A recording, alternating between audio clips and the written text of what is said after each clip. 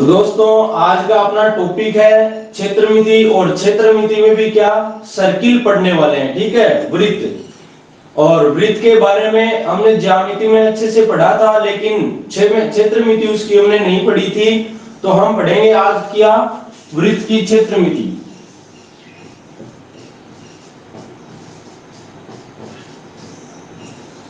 क्षेत्रमिति किसकी, वृत्त।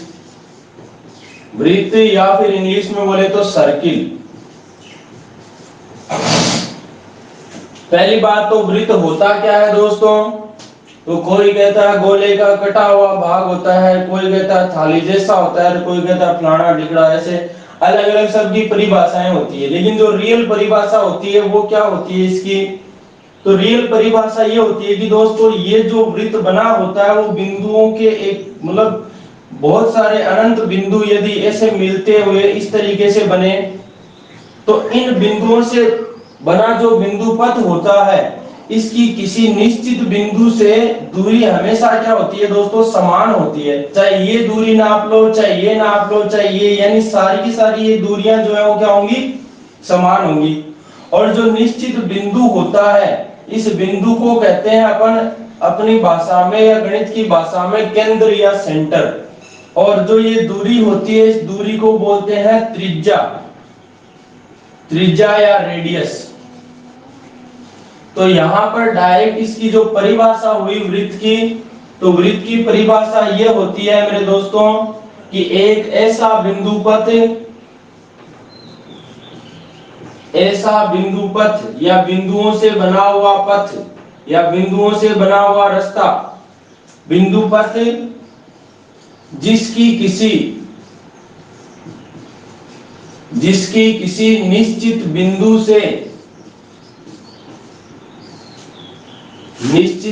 से दूरी सदैव समान हो, दूरी सदैव समान हो, तो वह पथ क्या कहलाता है, वृत्त कहलाता है।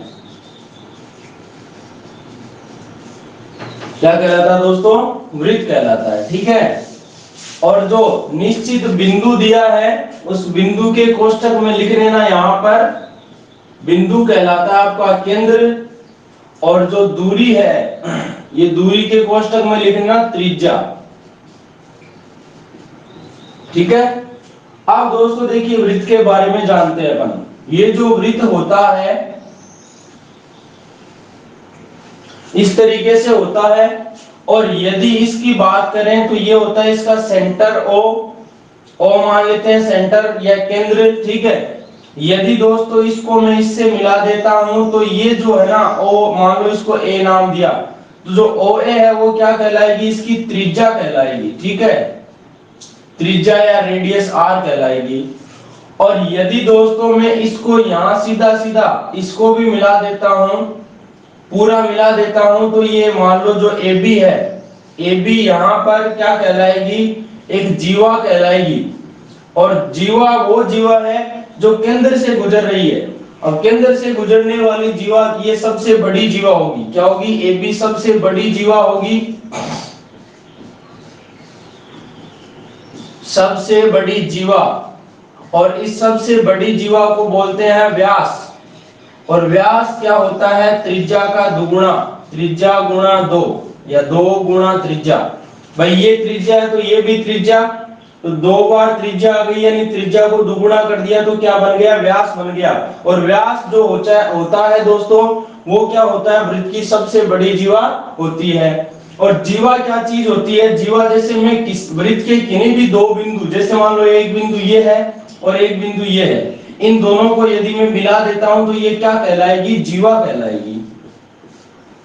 अब दोस्तों बात आती है किसकी, परिधि की। परिधि बोलूं या परिमाप बोलूं या परिमिति बोलूं, परिधि को इंग्लिश में बोलते हैं सरकमफेरेंस, सरकमफेरेंस। ठीक है, तो होती क्या है परिधि, जब तक ये परिधि आपके यही समझ में नहीं आ रहा कि परिधि होती क्या चीज है, तो आप परिधि क्षेत्रफल में कंफ्यूज रह जाओगे। तो दोस्तों मान लो मैं इस बिंदु से स्टार्ट होता हूं और इसको नापना शुरू करता हूं, यहां से लेके कहां तक, वापस यहां घूम के आ जाता हूं, यानी ये जो राउंड लगा है, इस राउंड की पूरी जो लंबाई है, इस लंबाई को ही क्या बोलूंगा मैं, परिधि या परिमाप या परिमिति या पेरीमीटर बोलूंगा। और जो परिधि का फॉर्मूला होता है दोस्तों वो क्या होता है, 2 पाई आर, और इसको सरल करके लिखो तो 2 गुणा पाई का मान 22/7 गुणा आर, यानी 22 गुणा 44/7 गुणा आर हो जाएगा। डायरेक्ट यदि आपको वृत्त की परिधि निकालनी है तो 44/7 को किससे गुणा कर दो, आर से गुणा कर दो, मतलब त्रिज्या से गुणा कर दो, ठीक है। दूसरी बात इसका क्षेत्रफल, तो इसका जो क्षेत्रफल या एरिया जो होता है, एरिया क्या होता है दोस्तों, ये होता है पाई आर स्क्वायर। अब कई जगह देखो पाई का मान 3.14 भी लिया जाता है, पाई का मान 22/7 या 3.14 लिया जाता है। लेकिन एक बात बता दूं दोस्तों, ये मान सिर्फ सवाल को हल करने के लिए लिया जाता है, ये रियल मान दोनों ही नहीं होते हैं। इसके जो रियल मान होता है वो होता है 3.1421 डैश डैश डैश, ये मान होता है। और पाई का मान ये जो है वो अनंत तक जा रहा है, यहाँ पर 3.1421 डैश डैश डैश, तो इसको बोलते हैं पाई। हमेशा एक अपरिमेय संख्या होती है दोस्तों, ये ध्यान रखना, एग्जाम में नंबर सिस्टम से रिलेटेड क्वेश्चन आता है कि पाई एक परिमेय संख्या है या अपरिमेय संख्या, ठीक है। तो आपके जैसे परिमेय संख्या होती क्या है, परिमेय संख्या का मतलब होता है जो संख्या अंश बट्टा हर या p बट्टा q के रूप में लिखी जा सकती है, और नीचे q का मान क्या नहीं होना चाहिए, 0 नहीं होना चाहिए। तो आप बिल्कुल देख सकते हो कि 22/7 तो p बट्टा q का रूप है, और यदि p बट्टा q का रूप है तो ये परिमेय होनी चाहिए। तो 22/7 तो परिमेय है। 3.14 को भी आप बदल सकते हो, कैसे, 3.14 पॉइंट हटाओगे तो बट्टा में 100 लग जाएगा, तो ये देखो 314/100, ये भी एक परिमेय संख्या है। लेकिन दोस्तों ये जो 3.1421 डैश, इसका पॉइंट हटाओगे, एक के आगे कितने जीरो लगाओगे रे भाई, कोई कंफर्मेशन ही नहीं है यहाँ पर। इसलिए जो पाई का रियल मान होता है वो एक परिमेय संख्या नहीं होती, तो पाई यहाँ पर आपका क्या होगी, एक अपरिमेय संख्या। यदि कोई 22/7 के बारे में कहे तो परिमेय है, 3.14 भी परिमेय है, लेकिन पाई एक अपरिमेय संख्या है, दिमाग में रख लेना इसको, ठीक है। अब दोस्तों आगे चले, यदि तो यहां पर देखो त्रिज्या से रिलेटेड बात करूं, यदि कोई वृत्त है जिसकी त्रिज्या मैंने यदि कितनी ली, त्रिज्या का मान यदि मैंने 7 लिया, ठीक है, तो इसकी परिधि तो कितनी होगी और इसका क्षेत्रफल कितना होगा, ठीक है। ये एक टेबल बना रहा हूं छोटी सी, यदि त्रिज्या का मान 7 है तो परिधि कितनी होगी, तो आपको पता, देखो परिधि होती है 44/7 गुणा आर, आर की जगह 7 रखोगे तो 7 से 7 कट जाएगा, परिधि आ जाएगी 44। यानी दोस्तों अगर किसी वृत्त की परिधि आपको 44 दे रखी है तो याद रखना कि उसकी त्रिज्या कितनी होगी, 7 होगी, ठीक है। और क्षेत्रफल कितना बनेगा, तो क्षेत्रफल देखो पाई का मान 22/7 गुणा आर का स्क्वायर, आर का मतलब 7 है, 7 का स्क्वायर कर दो कितना, 49, तो 7 से 7 बार कट जाएगा, 22 सत्ता 154, तो 154 क्या आएगा, इसका क्षेत्रफल आएगा। यदि त्रिज्या दुगुनी कर दी जाए, मतलब r का मान 7 से 14 हो गया, या फिर ये 7 से 21 हो गया, ठीक है, तिगुना हो गया, यहाँ पे दुगुना हो रहा है और यहाँ पे तिगुना हो रहा है, ठीक है। जब दुगुना हो रहा है तो परिधि भी दुगुनी होगी, यानी 44 की दुगुनी 88 होगी। याद रखना यदि परिधि 88 दे रखी है तो त्रिज्या 14 होगी, ठीक है। और क्षेत्रफल है ना, देखो ये परिधि तो दुगुनी होगी लेकिन क्षेत्रफल 4 गुना हो जाएगा। क्यों भाई, ये 4 गुना इसलिए हो जाएगा क्योंकि आपने देखा था कि परिधि में तो 2 पाई r ही होता है, सिर्फ r एक बार ही आता है, लेकिन क्षेत्रफल में पाई आर स्क्वायर आता है। स्क्वायर का मतलब आर 2 बार लिखा जाएगा। 2 बार का मतलब जैसे दुगुना हुआ है तो दुगुना का मतलब 2 गुणा 2 4 बार, तो यहाँ 4 गुना हो जाएगा। इसका 4 गुना करो, 4 चौक 16 और 15 चौक 60 और 1 61, तो 616 होगा क्षेत्रफल। और यदि त्रिज्या तिगुनी है तो परिधि तो 3 गुनी होगी। 44 का 3 गुना कर दो मेरे दोस्तों, 4 3 12, 4 3 12 और 1 13, 132 होगी। लेकिन जो क्षेत्रफल है वो कितना होगा? क्षेत्रफल होगा 154 का 9 गुना हो जाएगा। 3 गुना है तो क्षेत्रफल 3 का स्क्वायर यानी 9 गुना हो जाएगा। करो देखिए 4 9 36 और 15 नंबर 135, 135 और 3 कितना 138।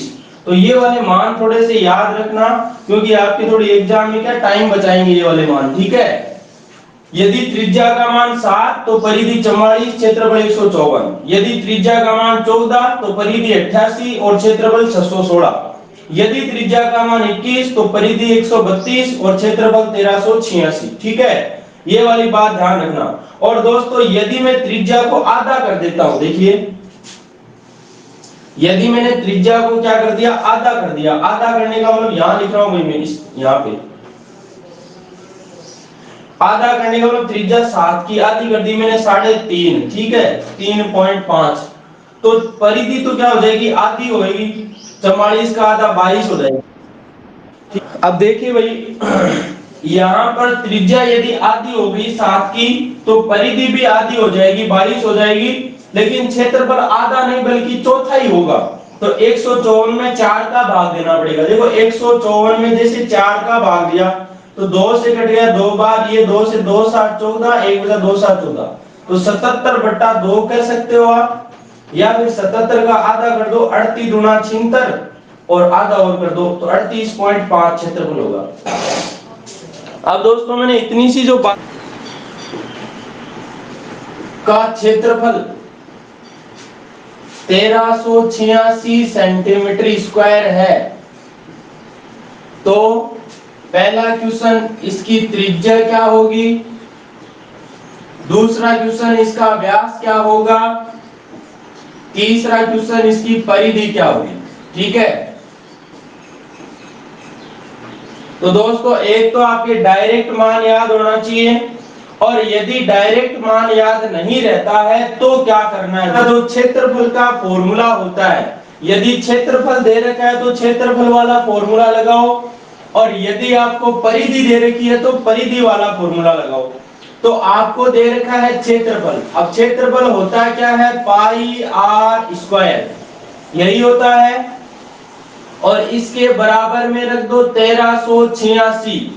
और यदि दोस्तों आपको परिधि दी होती तो परिधि के बराबर में यानी 2 पाई आर के बराबर में वो परिधि रख देनी होती, ठीक है। दोनों क्वेश्चन एक ही साथ बता रहा हूं आप लोगों को, तो यहाँ ये करना था आपको। अब देखिए पाई का मान कितना होता है? 22/7, ठीक है। अब काट पीट शुरू कर दो रे। 22 से काटो, 22 पंजे 110, 22 छक्के 132, 132 आ गया, बचा कितना 6, तो 66, 22 दिए 66, यानी कि 22 से 63 बार कट गया दोस्तों। जरूरी नहीं है आपको 22 का पाड़ा आए ही, पहले 2 से काट दो, फिर 11 से काट दो, जैसे आपसे कटे ना वैसे काट दो आपको। और ये बट्टा वाला 7 जो है वो कहां चला जाएगा? इसके गुणा में। तो आर स्क्वायर बराबर कितना हो जाएगा? देखो 7 3 21 और 7 6 42 और 2 कितना 44, तो 441 आ गया दोस्तों। बताओ 441 किसका स्क्वायर होता है? तो आपका आंसर होगा सर 20 का स्क्वायर 400 होता है, 21 का स्क्वायर 441 होता है। तो r का मान क्या आ जाएगा? इसका रूट कर दो, यानी कितना आ जाएगा 21 सेंटीमीटर।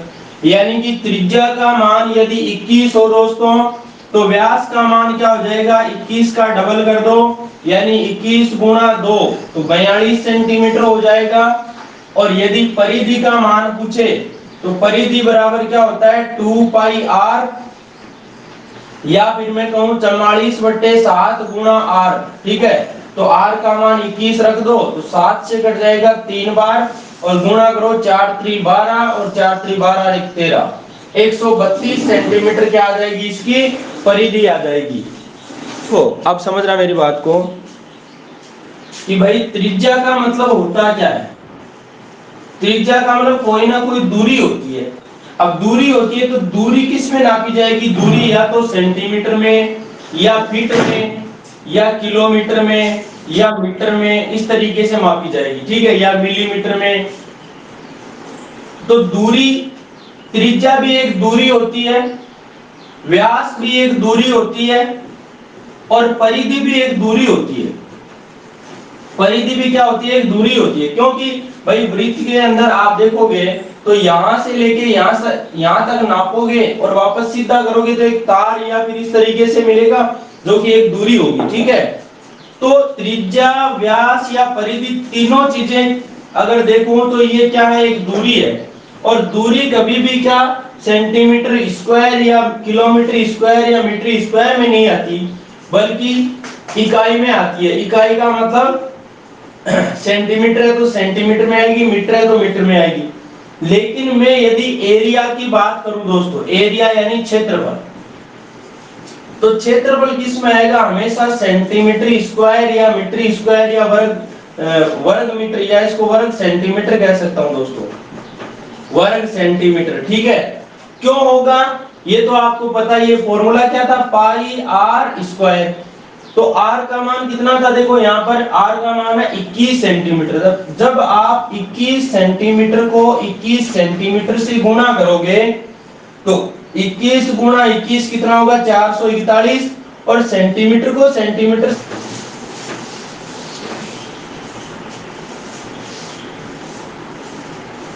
प्रश्न बनता है यहां पर क्या कि दो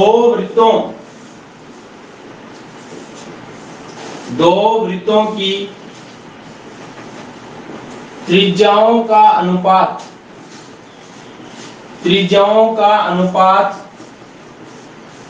3:5 है। तो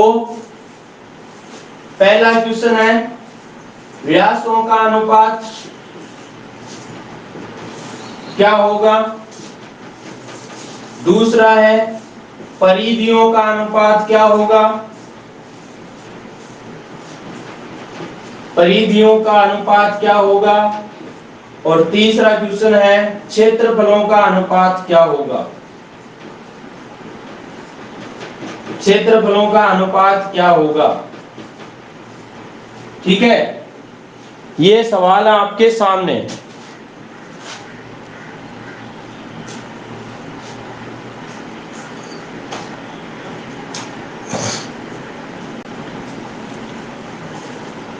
हाँ भाई मुकेश डेरीवाल, आपके पास मेरी आवाज आ रही है सही से?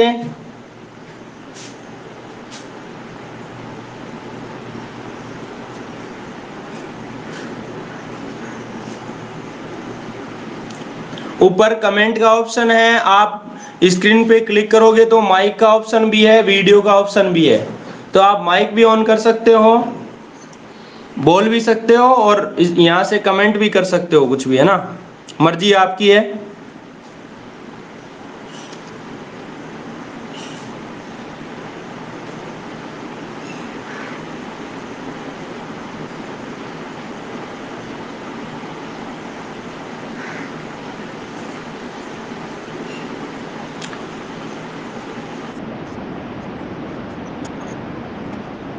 हाँ बस नहीं करना और कुछ नहीं करना है।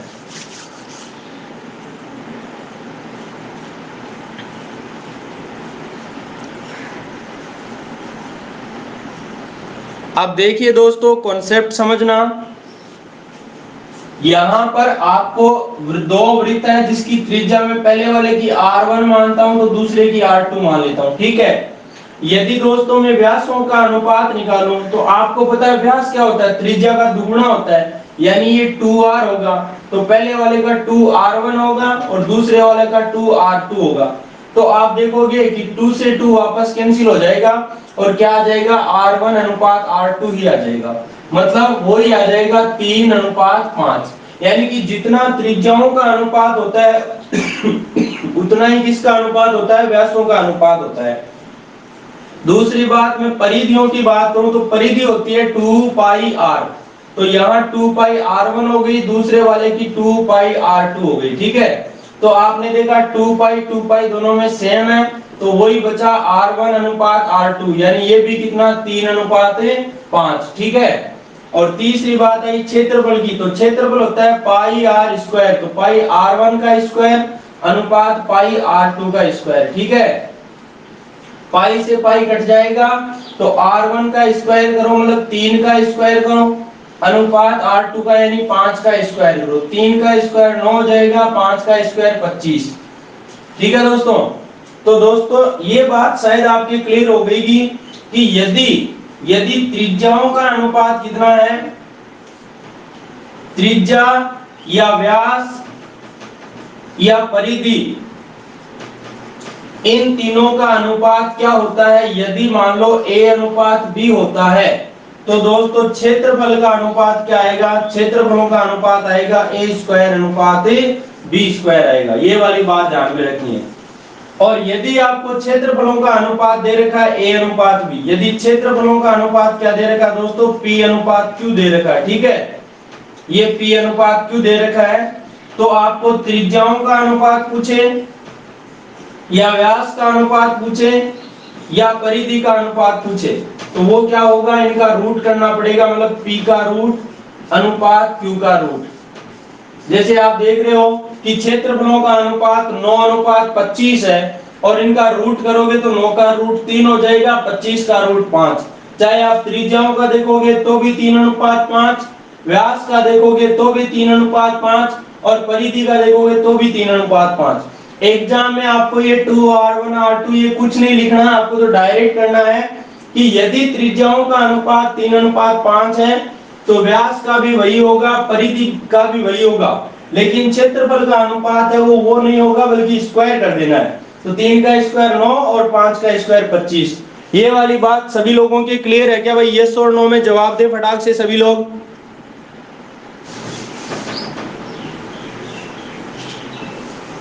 सवाल ये है, एक वृत्त की त्रिज्या को दुगुनी कर दी जाए तो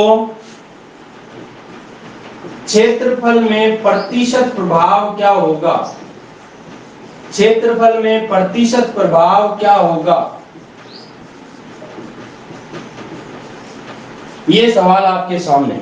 ये सभी लोग, यदि दोस्तों आपको कोई कहते हैं कि त्रिज्या को दुगुनी कर दी, यानी कोई वृत्त था जिसकी त्रिज्या को यदि क्या कर दिया, 1 से 2 कर दिया, पहले क्या थी 1 थी, बाद में कर दिया इसको 2, त्रिज्या को यदि दुगुनी कर दे दोस्तों, तो यहां पर व्यास भी क्या हो जाएगा, व्यास भी 1 से 2 हो जाएगा, मतलब व्यास भी दुगुना हो जाएगा। ठीक है, और यदि परिधि की बात करूं तो परिधि भी क्या हो जाएगी, 1 से 2 हो जाएगी। मतलब त्रिज्या को यदि दुगुना किया जाता है तो व्यास भी दुगुना हो जाएगा और परिधि भी दुगुनी हो जाएगी। लेकिन दोस्तों यदि मैं बात करूं क्षेत्रफल की, तो क्षेत्रफल क्या होगा, 1 का स्क्वायर से 2 का स्क्वायर हो जाएगा, मतलब 1 का स्क्वायर 1, तो 2 का स्क्वायर कितना 4, तो क्षेत्रफल 1 का 4 गुना, यानी 4 गुना हो जाएगा, यहाँ पर 4 गुना हो जाएगा। यदि गुणा में ही बात करता तब तो 4 गुना होता, ये बात बिल्कुल सही है। लेकिन आपको पूछा है कि क्षेत्रफल में प्रतिशत प्रभाव क्या होगा, तभी तो सवाल गजब का बना है। तो देखो क्षेत्रफल यदि 1 और 1 से 4 हो जाए, अब 1 से 4 हो जाए तो कितना बढ़ जाएगा भाई, सीधी सी बात है 3 की वृद्धि हो जाएगी, 1 में 3 बढ़ेगा तभी तो 4 होगा। अब 3 की वृद्धि हुई कितने पर, आप कहोगे सर 4 पर, तो दोस्तों 4 पर नहीं होगी, जो पहले था उस पर होगी यानी 1 पर होगी। जब क्षेत्रफल 1 था तो 1 पे 3 बढ़ गया, और यदि इसको परसेंटेज में बताना तो गुणा में 100 लगा दो और ये लग गया प्रतिशत। तो दोस्तों 3 को 100 से गुणा करोगे यानी कितना आ जाएगा, 300% आ जाएगा। और यहाँ पर जो बात कही है ना एक, कि एक वृत्त की त्रिज्या को दुगुनी कर दी जाए। दुगुनी करने का मतलब क्या है, यहाँ पर एक से दुगुना हुआ मतलब एक की वृद्धि हुई कितने पर, एक पर, यानी गुना 100। तो कितनी वृद्धि हुई है, 100% वृद्धि हुई है। यहाँ पर दुगुनी करने का मतलब 100% वृद्धि हुई है।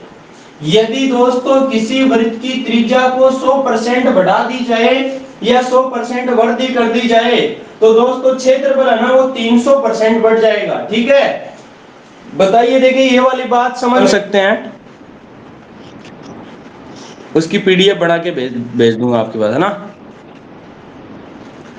जैसे वृत्त से रिलेटेड क्या क्या क्वेश्चन बनते हैं तो वो भी बना दूंगा। अलग अलग जो पोर्शन पढ़ाया उस हिसाब से भी मेरी पीडीएफ बना के भेजूंगा आपके पास। अब दोस्तों ध्यान रखना, यदि कोई वृत्त में त्रिज्या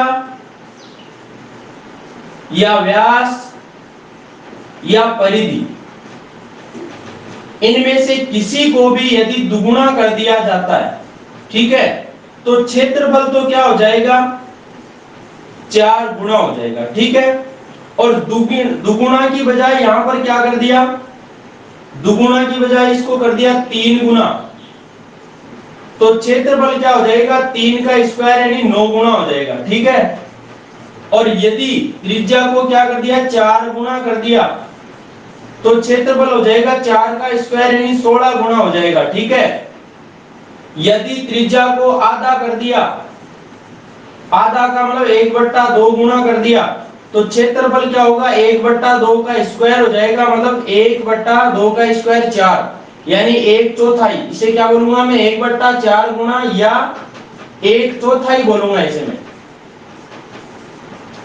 और यदि दोस्तों त्रिज्या को आधा की बजाय 1/4 कर दिया जाए, त्रिज्या को 1/4 कर दिया जाए, 1/4 मतलब 1/4 कर दिया जाए, तो यहां पर जो क्षेत्रफल है वो 1/4 का स्क्वायर हो जाएगा, मतलब 1/4 का स्क्वायर 16 यानी 1/16 गुना हो जाएगा। ये वाली बात सभी लोगों की क्लियर है क्या? ले लो भाई स्क्रीनशॉट फटाक से सभी लोग। कुल मिला के बात यह है, त्रिज्या, व्यास और परिधि जो है वो तो सेम रहेंगे, लेकिन क्षेत्रफल क्या हो जाता है, स्क्वायर गुना हो जाता है। स्क्वायर गुना का मतलब, अब यहाँ पे यदि मैं ये कहूं कि यदि त्रिज्या या व्यास या परिधि को मैं n गुना कर दूं, n गुना कर दूं, तो ये n का स्क्वायर गुना हो जाएगा। और प्रभाव क्या पड़ेगा, प्रभाव ये पड़ेगा कि जो क्षेत्रफल है ना वो n का स्क्वायर माइनस 1% वृद्धि हो जाएगी, n का स्क्वायर माइनस 1% वृद्धि हो जाएगी। क्यों नहीं भाई, आपने देखा था ना यहाँ n कितना था, 2 था, 2 का स्क्वायर कितना, 4, 4 में से 1 कम हुआ 3, 3/1 गुना 100, यानी सीधी सी बात यदि कहूं तो 2 त्रिज्या यदि दुगुनी हो रही है तो 2 का स्क्वायर माइनस 1 कर दो और गुणा में 100% लगा दो। ठीक है, तो 4 माइनस 1 यानी 3 गुना 100, 300% हो जाएगा डायरेक्ट। यहां से जितना गुणा हो रहा है उसमें से 1 कम करके गुणा में 100 लगा दो। जैसे मैं कहूं कि यदि त्रिज्या, व्यास या परिधि को 3 गुणा किया जाता है तो 3 गुणा करने का मतलब क्षेत्रफल 9 गुना होगा।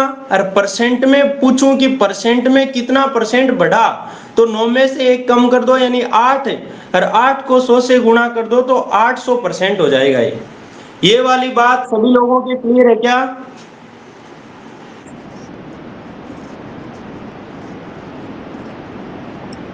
हाँ सॉरी भाई, 100 लगेगा, गुणा में 100% लगेगा, ये गलती है, भूल से लिखा गया, ये गुणा में 100% आएगा,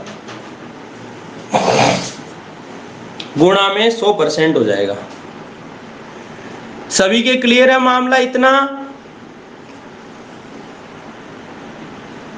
यदि इतनी बात क्लियर है तो आगे चलो फिर।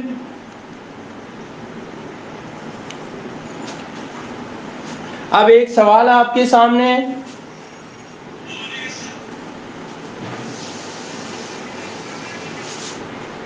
सवाल ये है, एक वृत्त की त्रिज्या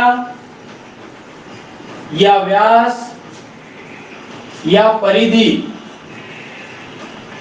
में 16 (2/3) वृद्धि कर दी जाए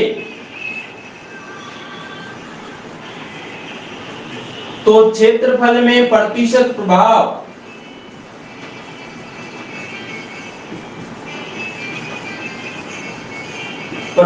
क्या होगा।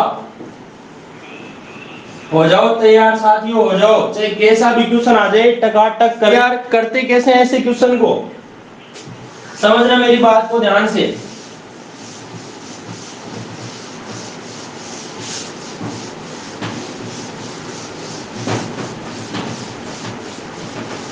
पहले मैं इसका बेसिक कॉन्सेप्ट समझाता हूं कि भाई मैं सवाल सीधा करवा दूंगा तो समझ में नहीं आएगा। देखो पहले मैं 16 से 2/3% है उसकी जगह मान लो मैं 20% लेके चलता हूं कि यदि क्या कर दी जाए 20% की वृद्धि कर दी जाए, ठीक है। तो 20% की यदि वृद्धि करें तो इसका मतलब क्या है कि भाई त्रिज्या मान लो 20% वृद्धि, यानी त्रिज्या पहले 100 थी और 100 में 20% की वृद्धि कर दी तो कितनी हो गई, 120 हो गई। अब यदि आप देखते हो कि इनका काट पीट करते हो तो 0 से 0 कट गया और ये 2 से कट गया 5 बार, ये 2 से कट गया 6 बार। तो कहने का मतलब ये है कि यदि त्रिज्या 5 से कितनी हुई, 6 हुई, या 100 से 120 हुई, या 10 से 12 हुई, कुछ भी करें आप, तो इसका मतलब ये है कि त्रिज्या में या व्यास में या परिधि में 20% की वृद्धि हुई है, ठीक है। अब 5 से 6 हुई, आप कहोगे सर ये क्या पक्की बात है क्या कि 20% की वृद्धि हुई है 5 से 6 होने का मतलब। तो आप देख लो, अरे 5 से कितना बना, 6 बना, तो कितने की वृद्धि हुई, 1 की वृद्धि हुई। कितने पर हुई, 5 पर हुई, और गुणा में 100 लगाते ही परसेंट में आ जाएगा। तो 5 से आपका 100 कट जाएगा 20 बार, यानी 20% की वृद्धि। अरे हुई कि नहीं हुई, ये वाली बात में इस वाली बात में कोई फर्क आया क्या, नहीं आया ना। तो देखो मैंने कहा आपको क्या कि त्रिज्या यदि 5 से 6 बन गई तो फिर क्षेत्रफल क्या बनेगा, क्षेत्रफल बनेगा 5 का स्क्वायर यानी 25 और 6 का स्क्वायर यानी 36। तो कहने का मतलब ये हुआ कि क्षेत्रफल है वो 25 से 36 हो जाएगा। 25 से 36 होने का मतलब कितनी वृद्धि होगी, वृद्धि होगी 25 में 10 गुणा 35 यानी 11 की वृद्धि होगी। 11 की वृद्धि हुई तो कितने पर हुई, 25 पर। और यदि परसेंट में बदलना है तो गुणा में 100 लगा दो, ठीक है। 25 से 100 कट जाएगा 4 बार, यानी 11 गुणा 4 कितना है, 44% आ गया। शायद इतनी सी बात क्लियर हो गई होगी। ये वाली बात सबके समझ में आ गई है क्या भाई, 20% वाली।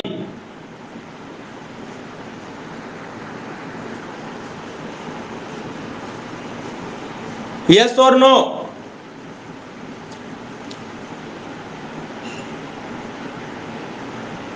सभी कमेंट करो भाई जल्दी से, टाइम बहुत कम है।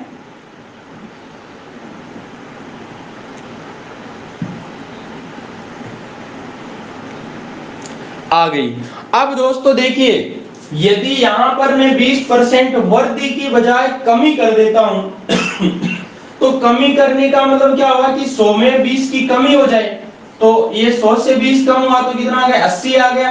काट पीट करोगे 0 से 0 कटा, 2 से 5 बार, ये 2 से 4 बार, यानी त्रिज्या का अनुपात जहां 5 से 6 हुआ था वो 5 से 4 हो गया। तो क्षेत्रफल क्या हो जाएगा, 5 25 और 4 का स्क्वायर 16, तो 25 से 16 हो जाएगा। तो कहने का मतलब 25 से 16 हो जाएगा तो कितनी कमी हुई, यहाँ पर 9 की कमी हुई। 9 की कमी हुई तो कितने में हुई, तो 25 में हुई। तो 25 लिख दिया नीचे और गुणा में लगा दिया 100। तो यहाँ 25 से आपका 100 कट जाएगा 4 बार, यानी 9 तो 36% की कमी हो जाएगी। दोस्तों ये वाली बात शायद क्लियर हो गई। अभी यदि सवाल में ये आ जाए कि किसी वृत्त की त्रिज्या, व्यास या परिधि में 20% वृद्धि कर दी जाए तो क्षेत्रफल क्या हो जाएगा, 44% बढ़ जाएगा। और यदि 20% की कमी कर दी जाए तो क्षेत्रफल हो जाएगा 36% कम हो जाएगा। शायद इतनी बात क्लियर हो गई होगी। लेकिन इस वाली बात को यदि मैं इस तरीके से न समझाकर थोड़ा ऐसे करूं, देखो 20% को यदि मैं सरल करूं तो 20% का मतलब क्या होता है, 20/100 होता है कि नहीं होता है। और काटोगे तो 0 से 0 और 2 से 10 कट जाएगा 5 बार, यानी कितना आया, 1/5 आया। ये आया 1/5। और दोस्तों 20% का मान 1/5 आया। यदि वृद्धि आ रही है तब तो प्लस का निशान लगा दो, और कमी आ रही है तो माइनस का निशान लगा दो। तो यहाँ वृद्धि हो रही है तो 5 में 1 प्लस कर दो, यानी कितना हो जाएगा, 6 हो जाएगा। ठीक है, ये क्या था दोस्तों, त्रिज्या या व्यास या परिधि का अनुपात था, यानी 5 से 6। तो यहाँ भी देख सकते हो 5 से 6 ही आ रहा ना। अब ये वाला कॉन्सेप्ट लगाएंगे हम यहाँ पर। ठीक है, तो देखो 5 से 6 हुआ तो क्षेत्रफल क्या हो जाएगा, 5 का स्क्वायर कर दो यानी 25, और 6 का स्क्वायर 36। ठीक है, तो 25 से 36 हो जाएगा, मतलब 11 की वृद्धि कितने पर, 25 पर है, और गुणा में 100 लगा दोगे तो वो परसेंटेज में मान आ जाएगा। और यही वाला फॉर्मूला या यही वाला कॉन्सेप्ट यदि हम लगाते हैं किसमें, इस सवाल में, तो समझना मेरे दोस्तों ध्यान से। पहली बात, 16 सही 2/3% को सरल करो। तो 16 सही 2/3% का मतलब होता है 1/6। आप कहोगे सर क्यों होता है, तो देखिए इसलिए होता है क्योंकि 16 को 3 से गुणा करोगे 48, 48 में 2 जुड़ेगा हो जाएगा 50, और बट्टा में 3। ठीक है, ये तो मान आया है इतने का 50/3, और परसेंट का मतलब बट्टा में लग जाएगा यहाँ पर 100। तो देखिए 50 एकम 50 और 50 गुना 100, यानी ऊपर तो आ गया 1 और नीचे 3 गुना 2 कितना आ जाएगा, 6। तो ये 1/6 आ गया दोस्तों। ठीक है, और यदि यहाँ पर वृद्धि का नाम आए तो चिन्ह लगाना है प्लस का, और कमी का नाम आए तो किसका लगाना है, माइनस का। तो यहाँ वृद्धि है इसलिए 6 में 1 जोड़ दो, कितना आ जाएगा, 7। तो कहने का मतलब ये हुआ कि किसी भी वृत्त की त्रिज्या, व्यास या परिधि में 16 सही 2/3% वृद्धि करने का मतलब ये हुआ कि जो त्रिज्या है ना दोस्तों, या फिर आर, त्रिज्या या व्यास, इन तीनों का जो अनुपात बनेगा वो क्या बनेगा, 6:7 बनेगा। ठीक है, 6:7 बना तो क्षेत्रफलों का अनुपात क्या बनेगा भाई, क्षेत्रफलों का अनुपात बनेगा 6 का स्क्वायर 36 और 7 का स्क्वायर 49। ठीक है, 36:49 बनेगा। ठीक है दोस्तों, अब यदि आपको पूछे कि क्षेत्रफल 36 से 49 हो गया तो कितने की वृद्धि हुई, देख लो भाई, 9 में से 6 गया 3 और 4 में से 3 गया 1, यानी 13 की वृद्धि हुई। अब 13 की वृद्धि तो हुई, लेकिन कितने पर हुई, तो आप कहोगे सर 36 पर हुई, तो ये नीचे लिख दिया मैंने 36, और परसेंट में बदलना है तो गुणा में लगा दो, कितना मेरे दोस्तों, 100 लगा दो। ठीक है, अब काट पीट करो, देखो 4 के पाड़े से 36 कट गया 9 बार, और ये 4 से कट गया 25 बार। ठीक है, और 25 को जब आप 13 से गुणा करते हो तो 25 थी 75, और 25 से कम 25 और 7 कितना, 32, 325/9% आ जाएगा। कहने का मतलब 9 का भाग दो इसमें, तो देखो 9 3 27, 9 चौक 36 ज्यादा हो जाता है, तो 9 3 27, बचा कितना, 5, तो 55 हो गया, 9 छक्के 54, फिर बच गया 1, आगे भाग जाता नहीं तो 1 को लिख दो ऊपर, और किसका भाग दे रहे हो, 9 का, तो 36 सही 1/9% की क्या हो जाएगी दोस्तों, यहाँ पर वृद्धि हो जाएगी। यदि आप किसी वृत्त की त्रिज्या, व्यास या परिधि में 16 सही 2/3% की वृद्धि करते हो तो क्षेत्रफल में 36 सही 1/9% की वृद्धि हो जाएगी। बताइए ये वाली बात सभी लोगों के क्लियर है या नहीं है, कोई अलग से फॉर्मूला लगाने की जरूरत पड़ी क्या, कहीं भी रटने की जरूरत पड़ी क्या आप लोगों को?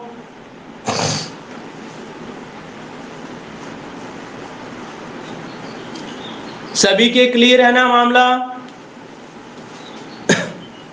और जो मैं पढ़ाऊंगा उसमें फॉर्मूले आपको बहुत कम लगाने पड़ेंगे। अब जो जैसे वृत्त का क्षेत्रफल है तो क्षेत्रफल का फॉर्मूला तो आपको आना ही चाहिए, पाई आर स्क्वायर तो होना ही चाहिए। लेकिन जो सवाल बेसिक तरीके से हो रहा है, जैसे ये आ गया कि सवाल तो वृत्त का है आपका कि त्रिज्या, व्यास या परिधि तीनों में से 16 से 2/3% की वृद्धि कर दी जाए, यदि मैं इसको फॉर्मूले से करता तो ये बहुत लंबा जाता, ठीक है, लेकिन मैंने बेसिक कॉन्सेप्ट के थ्रू आप लोगों को एक सवाल के माध्यम से 2 4 5 सवाल समझा दिए हैं, और शायद मेरी बात आप लोगों के दिमाग में घुसी होगी, ठीक है, और नहीं भी घुसी है तो मुझे बताएं आप कि सर मेरे यहाँ से एक बात समझ में नहीं आई, मैं एक बार नहीं 4 बार बताऊंगा। और मैं यही कहता हूँ मेरी जो क्लास है वो बिल्कुल ऑफलाइन क्लास की तरह ही होती है।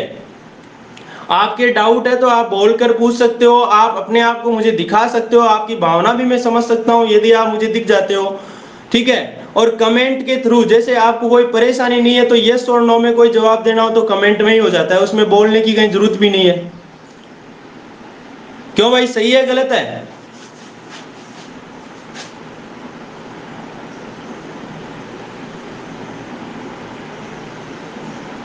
हाँ बिल्कुल, ये क्वेश्चन एडवांस मैथ में भी हो गया और आपका अर्थमेटिक में भी हो गया। और यदि यहाँ पर देखो 16 से 2/3% वृद्धि की बजाय कमी होती तो क्या कर देते, 6 में से 1 कम कर देते, 5 हो जाता, यानी 6:5 ही हो जाता, और क्षेत्रफल क्या बन जाता, 36 से फिर 25 बन जाता, तो कमी उस हिसाब से निकाल देते आप लोग। और ये ध्यान रखना दोस्तों, सवाल यदि इस तरीके से पूछा जाए कि एक वृत्त की त्रिज्या में 16 सही 2/3% की वृद्धि कर दी जाए तो बताइए व्यास पर क्या प्रभाव पड़ेगा, तो आपके दिमाग में रहना चाहिए कि सर ने यहाँ 3 चीजें लिखी है, त्रिज्या या व्यास या परिधि, तो इसका मतलब ये हुआ कि त्रिज्या में यदि 16 सही 2/3% की वृद्धि हुई है ना, तो व्यास में भी 16 सही 2/3% की वृद्धि हुई है, और परिधि में भी 16 सही 2/3% की वृद्धि हुई है, लेकिन क्षेत्रफल में 16 सही 2/3 नहीं बल्कि 36 सही 1/9% की वृद्धि हुई है। दोस्तों यदि इतनी मेरी बात समझ में आ गई है तो फटाक से एक बार कमेंट में लिखो हाँ जी।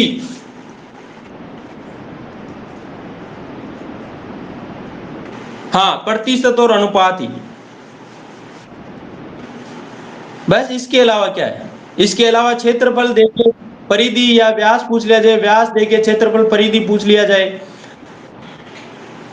और हाँ हाँ गुणा भी करवा दिया मैंने, गुणा वाला भी करवा दिया। हाँ, वृत्त के 3 ही टाइप है, लेकिन वृत्त में भी और पोर्शन है, वृत्त का देखो क्या क्या है, अर्धवृत्त भी आएगा, वृत्त के अंदर त्रिज्य खंड है वो भी आएगा। अब जैसे देखो आपके, हाँ हाँ, लेकिन वृत्त में इससे ज्यादा कुछ नहीं बनेगा, ये गारंटी है।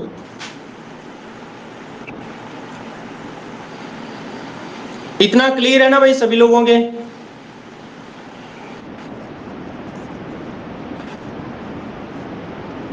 हाँ हाँ,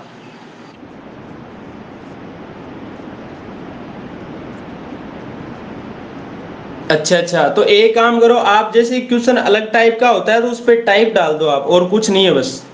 प्रतिशत वाला है तो प्रतिशत वाली टाइप कर दो, और गुणा वाला है तो गुणा वाले पे टाइप लगा दो अलग, इस तरीके से। और मैं तो क्या वैसे टाइप से करवाता नहीं, क्योंकि टाइप में स्टूडेंट कंफ्यूज हो जाते हैं फिर। बाकी आपकी मर्जी है, आप कहोगे वैसे करवा दूंगा। कुल मिला के मामला ये है कि भाई सवाल आपके फिट होना चाहिए दिमाग में।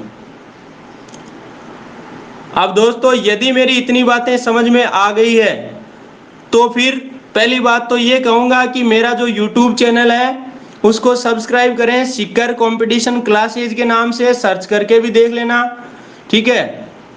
और अपने साथियों के साथ फेसबुक या फिर इंस्टा व्हाट्सएप जो भी हैं उन पे भी शेयर करें, ज़्यादा से ज़्यादा सब्सक्राइबर बढ़ाएं। और दूसरी बात ये कहूँगा कि आपके कोई भी साथी हो जो कंपटीशन की तैयारी कर रहे हैं, चाहे वो रेलवे की कर रहे हैं, चाहे SSC, bank, CRPF, CISF, army, कोई भी एग्जाम की तैयारी कर रहे हैं XYZ, जिसमें गणित और रीजनिंग आती है, ठीक है। अब आरएएस है तो उसमें गणित रीजनिंग का उतना रोल नहीं है, तो उनको मत लाना भाई आप है ना। बाकी एसएससी सीजीएल तक का कोई भी आ जाए, बैंकिंग का आ जाए, आप उनको ले आओ, ठीक है, उनको ज्वाइन करवाओ। हाँ, आर्मी की एग्जाम देगा तो गारंटी है 1% क्वेश्चन बाहर नहीं जाएंगे अपनी।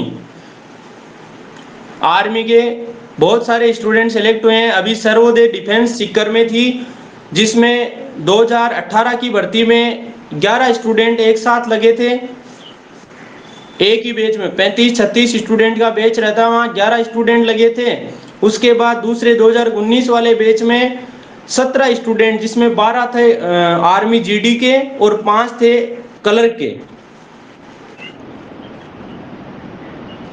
और मैथ्स और रीजनिंग की गारंटी है आर्मी में 1%। आर्मी क्या, कोई भी एग्जाम और ये तरीका समझ में आ गया, मैथ रीजनिंग में और है क्या, 1% बाहर नहीं जाएगा।